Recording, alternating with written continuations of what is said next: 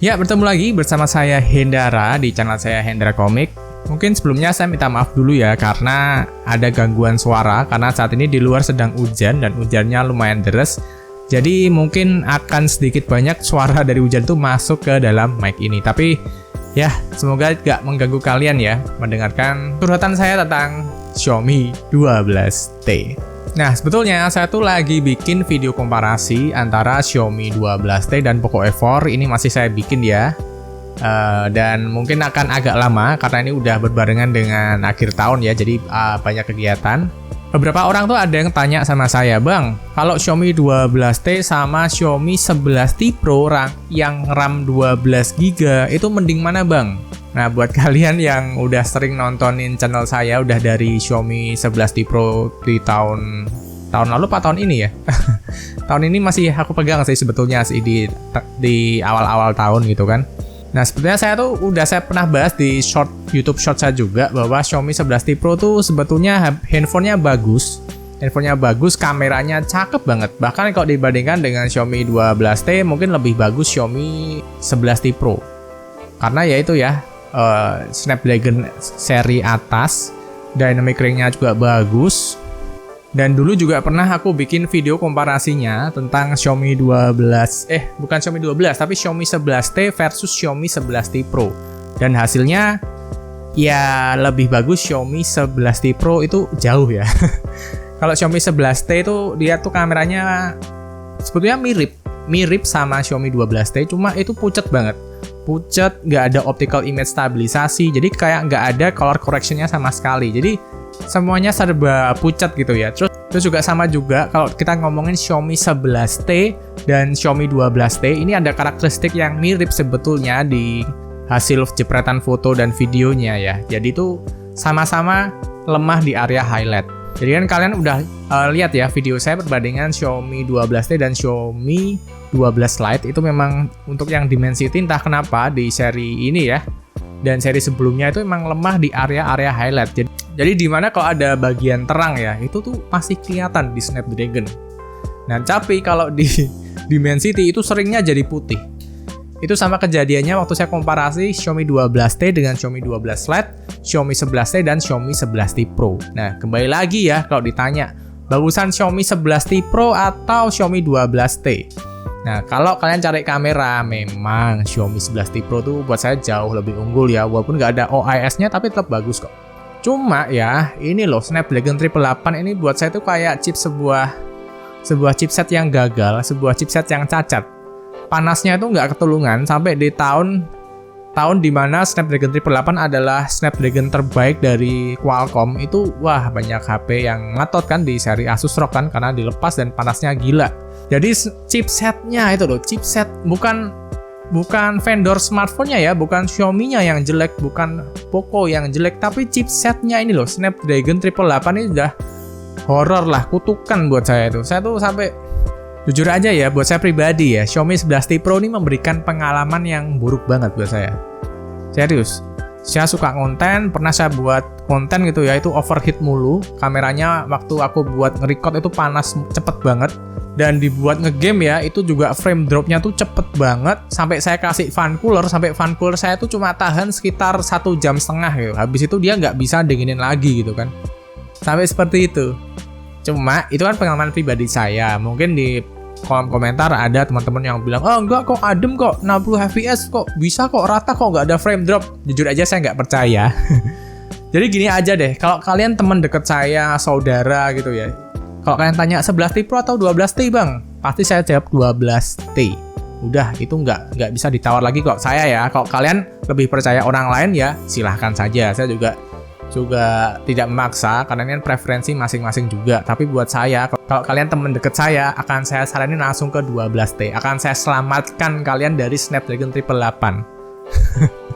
Nah, kalau ditanya Xiaomi 12T atau Xiaomi 11T Bang? Nah, kalau ini jelas ya, Xiaomi 12T ini mutlak jauh naik dari performa, naik dari optical image stabilisasi, naik dari color correction kameranya, terus naik juga ke 60 fps di kamera selfie stabil, terus juga naik juga dari segi chargernya.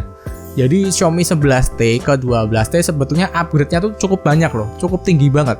Dari Xiaomi 11T ke 12T gitu kan. Cuma kalau kalian nggak urgent banget, nggak nyari performa yang sangat begitu tinggi, sebetulnya ya ditahan aja, pakai 11T aja dulu nggak apa-apa. Cuma memang chipset dari Dimensity 8100 Ultra ini memang bagus banget. Dia itu nggak lebay panasnya, dipakai buat apa-apa tuh enak, nggak cepet overheat lah istilahnya kayak gitu.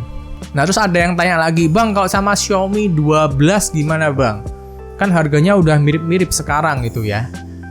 Nah saya tuh cuma pakai yang seri Xiaomi 12 Pro nya aja. Dan sebetulnya Xiaomi 12 Pro tuh ya memiliki masalah yang cukup sama kayak Snapdragon 888. Panas tapi nggak separah 888 ya. Ini ada perbaikan tapi masih tergolong chipset panas, dimana ya performanya di limit dan suhunya tuh aduh bikin boros baterai. Jadi kalau kalian tanya Xiaomi 12 yang flagship itu ya atau Xiaomi 12T, ini jawabannya tergantung. Kalau kalian cari handphone compact yang tampilannya mewah, layar lengkung, kamera bagus, bisa ganti-ganti kamera, bisa 4K hingga di ultra wide, ya jawabannya ya Xiaomi 12. Cuma ya itu ya konsekuensinya, ingat ya handphonenya cepat panas, performanya pasti di limit, dan baterainya tentu nggak seawet handphone yang segede ini.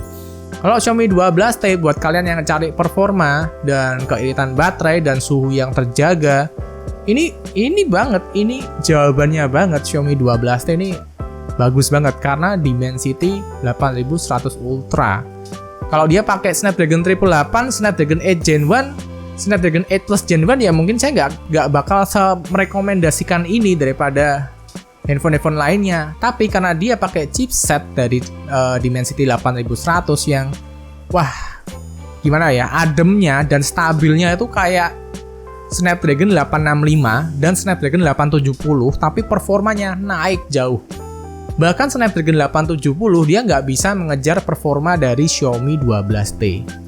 Jadi saya kalau ini beneran, ini nih apa ya, kalau istilah orang Jakarta nih, ini handphone ini ya, ini tuh gua banget. Performanya ada, settingan gamenya terbuka banyak banget. Ultra 120 fps, PUBG 90 fps, Genshin Impact di settingan highest rata kanan lancar, mau dinaikin ke settingan yang paling tinggi lagi bisa tahan lama dan mudah didinginkan dengan fan cooler. Bahkan fan cooler aja nggak terlalu bekerja keras loh kalau mau mendinginkan Xiaomi 12T, karena ya memang handphonenya nggak sepanas itu, nggak sepanas seri Snapdragon yang akhir-akhir ini. Dan buat saya pribadi, untuk Snapdragon 888 kan itu kutukan ya buat saya ya, itu wah gila sih, itu bad experience banget. Lalu di Snapdragon 8 Gen 1 itu juga masih panas, dan sekarang kan saya pakai yang Snapdragon 8 Plus Gen 1 nih di Samsung Z Flip, cuma ya kerasa masih mending, lebih mending lagi, tapi masih tergolong chipset yang panas. Nah, kalau Dimensity ini aduh gila, adem parah bro. Adem parah, performanya terjaga stabil. Pokoknya udah kayak Snapdragon 870, 865. Karena apa? Karena ini yang bikin siapa coba? TSMC. TSMC itu yang bikin Snapdragon 865 dan 870 yang legend banget kan. Beberapa tahun jadi chipset favorit banyak orang gitu loh. Dan ini Dimensity 8100 Ultra yang buat sama juga. Dan mungkin kata-kata Ultra di sini mengacu kepada settingan game yang beneran terbuka banyak banget, gila. Gak kayak di seri brand kompetitor. Jadi buat saya ini Xiaomi 12 ini waduh. Kalau saya udah jadi videonya ya, full reviewnya ya, ini termasuk penutup yang manis dari Xiaomi di tahun 2022. Manis banget. Ya kembali lagi ya, saya berterima kasih dengan Dimensity 8100 Ultra. Dan secara kamera juga, walaupun saya memuji performanya ya, saya bilang kameranya juga bagus banget, apalagi videonya, saya tuh suka banget. Terus ada beberapa teman yang tanya, bang Zenfone 9 atau Xiaomi 12T? Kalau gimana ya, ini sih saya belum pakai ya si Zenfone 9 ya, cuma karena si Zenfone 9 bodinya plastik, terus di harga yang paling murahnya RAM-nya cuma 6, saya sih lebih milih Xiaomi 12T. Karena dengan bodi kaca seperti ini kalau kalian kasih fan cooler atau kalian main di ruangan ber-AC, ini suhunya bakal dingin banget, bagus banget gitu.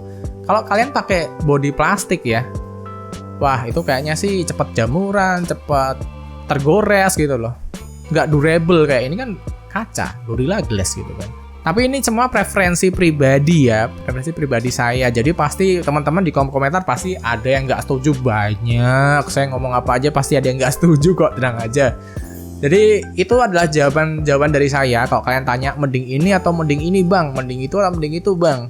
Dan memang jawaban saya ini condong banget di Xiaomi 12T untuk hampir semua smartphone ya. Saya condong banget di sini karena dengan harga yang cukup murah, dia menawarkan performa yang luar biasa. Ini tuh istilahnya kayak melanjutkan kesuksesan dari Snapdragon 865 dan 870. Cuma sayangnya ini nggak ada di Qualcomm, tapi di seri MediaTek. Tapi ya kita jangan berfokus pada satu brand, kita jangan fanatik, kita jangan jadi fanboy. Kalau emang bagus ini ya bagus ini, kalau emang bagus itu ya bagus itu. Ketika Snapdragon Qualcomm bagus dengan 870, saya ya juga menjagokan Snapdragon terus. Nah, tapi karena udah 2 tahun ini buruk banget ya ekspornya ya. Malah MediaTek yang jadi amat sangat baik banget.